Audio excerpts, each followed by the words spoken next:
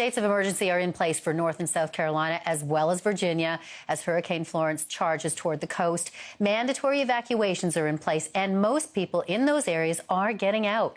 But not everyone plans to leave, and that is where we will start as we go behind the headlines with our panel. Joining us, we have film critic and Pop Life host Richard Crouse, social media personality Stewart Reynolds, and parent blogger Samantha Kemp-Jackson. Good to see you both. And we're all safe here, but boy, it's a monster that's headed to, as we all know, we've been following that top story. But it's always concerning when they have to tell people, please don't ride it out. And you know people will.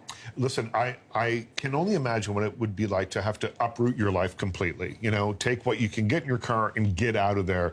And, you know, life doesn't really, you don't plan for that kind of thing usually. So I can see the idea that some people say, you know what, it'll be fine. I'll board up the windows. I'll stay in the basement. I'll do that sort of thing.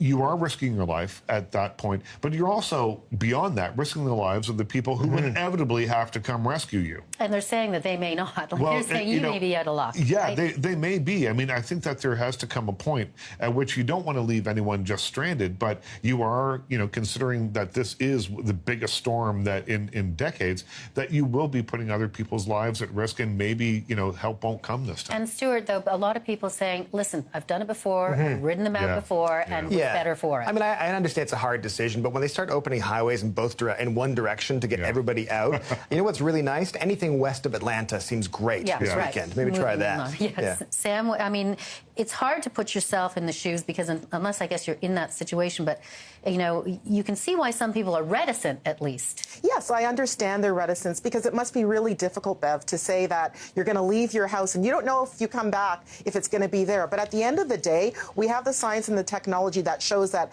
this is a brutal, massive storm that's on its way, and it's likely that you're not going to beat Mother Nature. So, unfortunately, these people have to leave their homes, but we know that there are people who are going to stay behind, and sadly, there are going to be casualties or at least really bad injuries. Yeah, well, I mean, to the plus side, at least we're hearing that, you know, the majority of people who are supposed to get out are doing exactly that. I want to ask the panel about this story, an interesting one out of the UK, where details are coming out about a so-called designer baby, if that's what you can call it. So a wealthy couple tragically lost their son in an accident. They desperately wanted to have him live on through his sperm, and so that they would have an heir. So they harvested his sperm and got a donor egg, produced a baby. That child is now 3 years old, and they're quite thrilled that they now have that baby. Stewart, your reaction to that? My reaction is this. It's beyond like the ethical thing. It's more of an ew thing. I think because they don't know how they harvested it. It's illegal in the UK to do that. I didn't think I'd have to include this in my will, that I don't want my parents harvesting things from me, but I might have to now. That's creepy. Yeah. You know, there is a creep factor to this, absolutely, I think. But again, like the last story, you know, if you're in your house and you value your surroundings and you can't imagine leaving, even though there's a giant storm coming. Imagine, you know, you are the parents of an only son, no other heirs, and you desperately want a grandchild. I can see where this could happen. Now, it was lucky these people are very wealthy because it's illegal to do what they did in Britain. Yeah. So they financed it at great expense in the United States.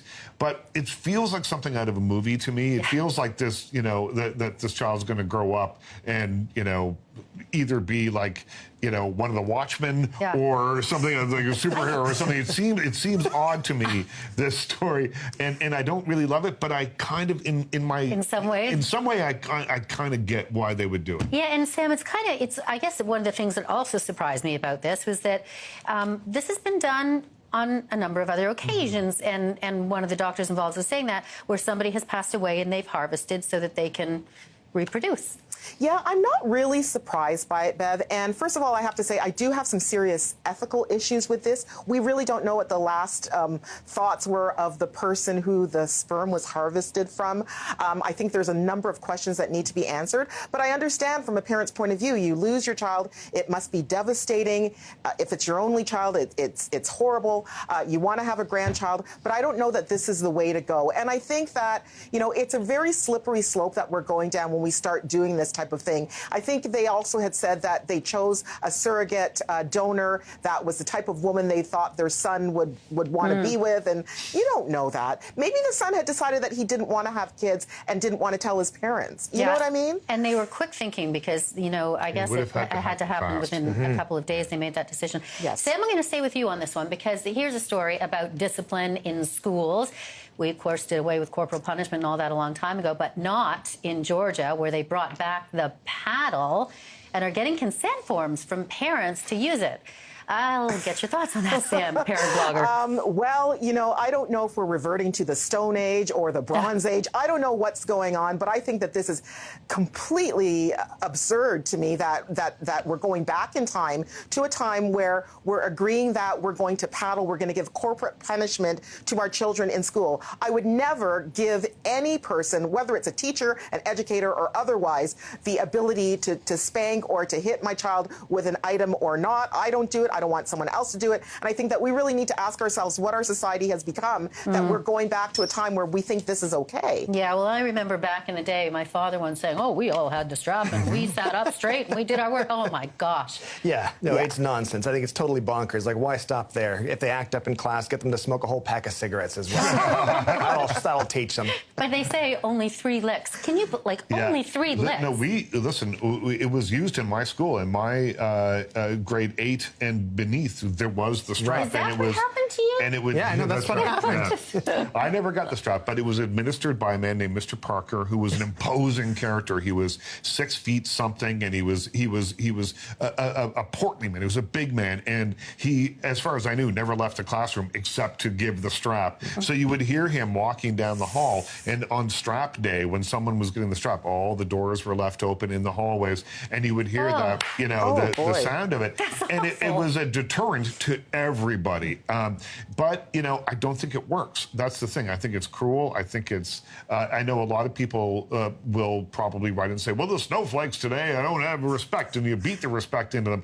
I think that there are other ways to do that. I don't think beating them is the way to do it. Also surprised, Sam, to find out that it's not just that jurisdiction, that there's a number of others. They just haven't taken that off the books, and that it's still being allowed, whether or not it's being used. Well, like Richard said, we had, you know, corporal punishment back in the day when I was a kid. I never got it, but we had somebody who administered it. And I really think it's counterintuitive. You are not making kids behave by, you know, giving them fearful thoughts that they're going to get beaten by their teacher or by this special person who is, for all intents and purposes, equivalent to an executioner. This is their only job, and they're going down the hallways, you know, administering corporal punishment? No, no, no. And even in that consent form, they said, and the child will have his hands or her hands behind closed doors. That's creepy. So how do you get people for that job? Do you like hitting kids? Well, on the job? Yeah, right. Who does that? Well, in our case, it was a teacher from the school, right. It was one of the history teachers, who was sort of imposing enough to do it. You know, there was something about it. It was all about fear. There was the legend of the strap. Wow. None of us,